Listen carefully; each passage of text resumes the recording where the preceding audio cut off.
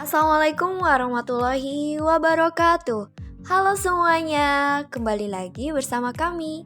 Ada pembelajaran perkembangan peserta didik di sekolah dasar dengan dosen pengampu Ibu Dr. Ani Nuraini, MPD.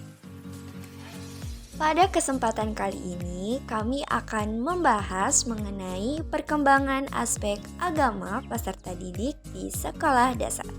Sebelum itu, perkenalkan kami dari kelompok 8 yang beranggotakan ada Bagas Adi Nugroho dengan NIM 2209683 dan ada saya sendiri Siti Nadila dengan NIM 2206660.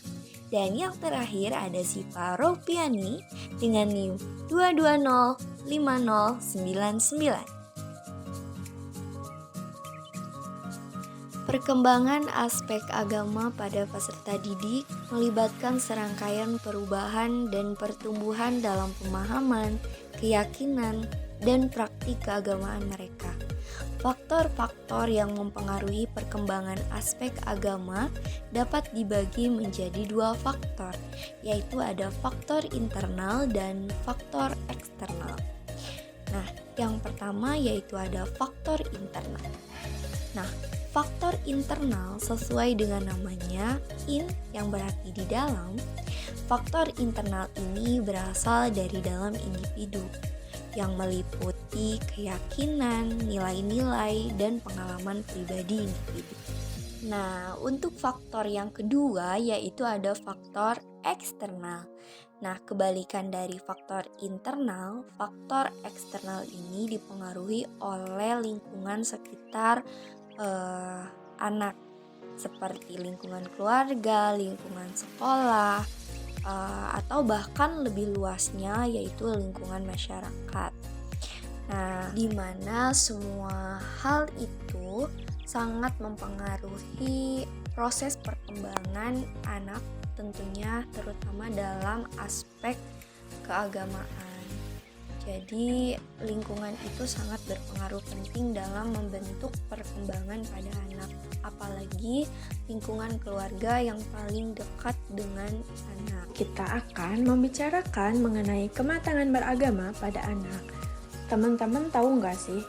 Kematangan beragama merupakan watak keberagaman yang terbentuk melalui pengalaman loh. Selain itu, kematangan beragama juga dimaknai sebagai kemampuan seseorang dalam berpegang teguh pada agama yang diyakini dan diwujudkan dalam kehidupan sehari-hari dengan penuh tanggung jawab serta dengan pengetahuan keagamaan yang cukup mendalam. Lalu, apa aja sih yang menandakan kematangan beragama pada anak? Kematangan beragama pada anak dapat ditandai dengan memiliki kesadaran bahwa setiap perilakunya selalu berada dalam pengawasan Allah, melaksanakan ibadah ritual dengan ikhlas dan mampu mengambil hikmah dari ibadah tersebut, memiliki penerimaan dan pemahaman secara positif terhadap irama kehidupan yang ditetapkan Allah, bersyukur pada saat mendapatkan anugerah, baik dengan ucapan maupun dengan perbuatan, bersabar pada saat mendapatkan musibah, menjalin dan memperkokoh ukhuwah Islamiyah, menegakkan amar ma'ruf nahi munkar, dan memiliki ruhul jihad.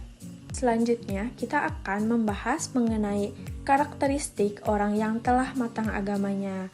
Nah, jadi menurut Alport pada tahun 1953, seseorang bisa dikatakan telah matang agamanya apabila memiliki 6 karakteristik, teman-teman. 6 karakteristik itu apa aja sih? Jadi yang pertama itu ada diferensiasi yang baik, yang kedua ada motivasi kehidupan beragama yang dinamis, yang ketiga ada pelaksanaan ajaran agama secara konsisten dan produktif, yang keempat pandangan hidup yang komprehensif, yang kelima pandangan hidup yang integral, dan yang keenam atau yang terakhir adalah semangat pencarian dan pengabdian pada Tuhan. Sekarang ada fase perkembangan agama pada anak menurut Zakiyah Darajat. Nah, fase perkembangan agama pada anak menurut Zakiyah Darajat diklasifikasikan berdasarkan umur anak, yaitu yang pertama Masa kanak-kanak pada tahun pertama atau usia 0 sampai 6 tahun. Pada usia ini, anak mengenal Tuhan dan agama dari lingkungan tempat mereka hidup. Mereka lahir dari keluarga beragama, maka mereka akan mendapatkan pengalaman keagamaan melalui ucapan, tindakan, dan perlakuan. Pertumbuhan agama pada anak telah mulai sejak si anak lahir dan bekal itulah yang dibawanya masuk sekolah untuk pertama kalinya. Yang kedua, anak pada umur sekolah 6 sampai 12 tahun. Kepercayaan anak pada Tuhan di usia ini bukan berupa keyakinan hasil pemikiran, tetapi sikap emosi yang membutuhkan pelindung. Hubungannya dengan Tuhan bersifat emosional dan individual. Ibadah dan doa pada usia ini mengandung gerak dan tidak asing baginya. Anak akan bergembira ikut aktif dalam pelaksanaan kegiatan keagamaan yang menarik baginya. Lalu yang ketiga, masa remaja pertama atau usia 13 sampai 16 tahun. Nah, pada masa ini terjadi kecemasan dan kegoncangan dalam diri, termasuk dalam hal agama.